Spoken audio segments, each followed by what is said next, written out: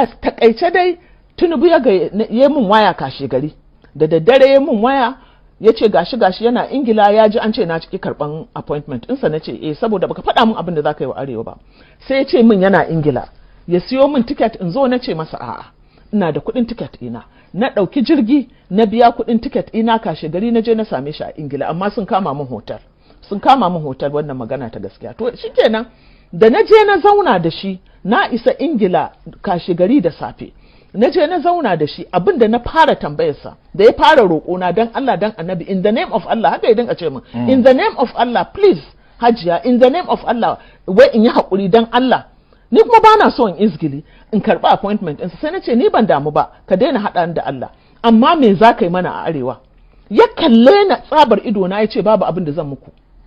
Na ce kana nufin baka san halin da muke ciki a Arewa ba, ga rashin tsaro, ga 'ya'yanmu suna ta gararan ba, almajirai, ga tattalin arzikinmu, ga rufe boda, ga waye. Sai ya ce ya sani, amma ina so ya saka. Sai na ce kai yanzu za ka yi takarar shugaban ƙasa ba ka da blueprint ma da abin da za ka yi wa ƙasa?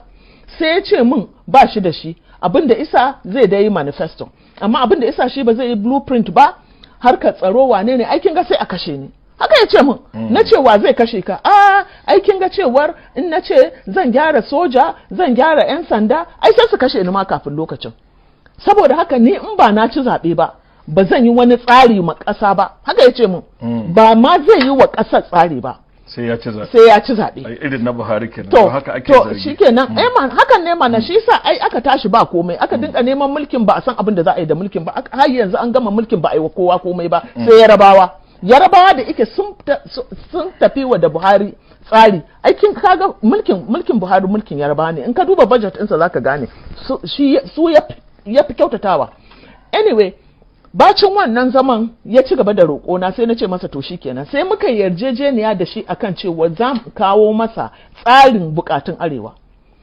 Na je duka tsakanina da zama da shi da lokacin da na kawo tsarin bai fi kwana 5 ba, amma da har yau rana irin ta gobe ba a sake yarda na ga Asuwaji ba a karbi wannan tsarin da na kawo ba. Fadawa suka tare. To shi Ibrahim Masari shi ne daman yake iso zuwa gurin Asuwaji. Shi ne sarkin gida kenan. Shi ne sarkin gida. Ai daman shi har an bashi wannan sarautar ma. Na'am. To saboda haka daga baya da naga abin ganin Asuwajin ya gagara, sai ne masa waya. Sai na ce to gashi fa tsarin da na kawo na Arewa. Sai ya ce ranke daɗe dan Allah ki yi haƙuri, an wuce wajen. Yan Rufa'i ya zo ya ce Arewa ba ta da buƙatar komai sai state police, saboda haka maganar state police aka saka. To ka gani tun daga lokacin sai na ja gefe na tsaya. To ana ta tafi ina ta ganin shirman. To ba zai yiwu sai kai zaɓi tsakanin ƙasarka da kai menene, dan duk wanda ka ga yana tare da Asuwaji yanzu mun zauna a group na manya-manyan mu na 'yan Arewa, mun taɓa zama da su.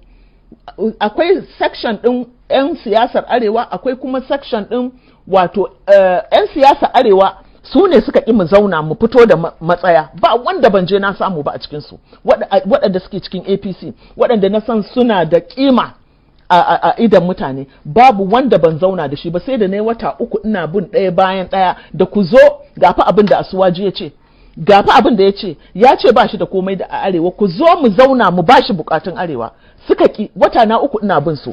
Sannan kuma akwai waɗanda suke 'yan siyasa amma dai ba fitattu ba, amma suna siyasar. Waɗannan sun kira ni mitin, na zo muka zauna da su. Sai nake tambayar su, na ce dan Allah dan Annabi ku faɗa min dalilin da isa za mu yi Asuwaju. Na ce mu ji tsoron Allah, dukkaninmu nan musulmi ne. Sai aka samu wani dattijo, da farko duk suka yi shiru, ba wanda ya ce komai. Sai aka samu wani dattijo mutumin kirki, sai ya ɗaga hannu. Sai na ce to ranka ya daɗe, menene dalilin yin Asuwaji? Ya ce min aljihunmu. Saboda haka duk wani ɗan Arewa, kowaye shi ne maka wannan, kowaye shi ya san a halin da Arewa take ciki, a halin da Najeriya take ciki, ba zai yiwu ka ba wa Asuwaji commander in chief ya zama shine hafsan sojoji da 'yan sandan Najeriya ba. Kwakwalwarsa ba za ta iya ɗauka ba, kowa ya yarda da wannan. Amma saboda kuɗi, wanda duka tambaya zai ce na karɓi kuɗinsa, ko kuma akwai abin da zan samu.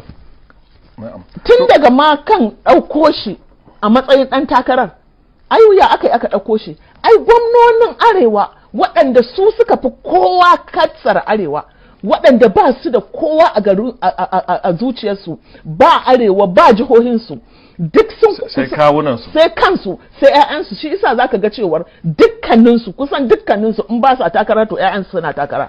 To kamin mu je can hajiya, wato dokar zaben ƙasa ta fi da tsarin cewa duk wani wanda zai ci zaɓe sai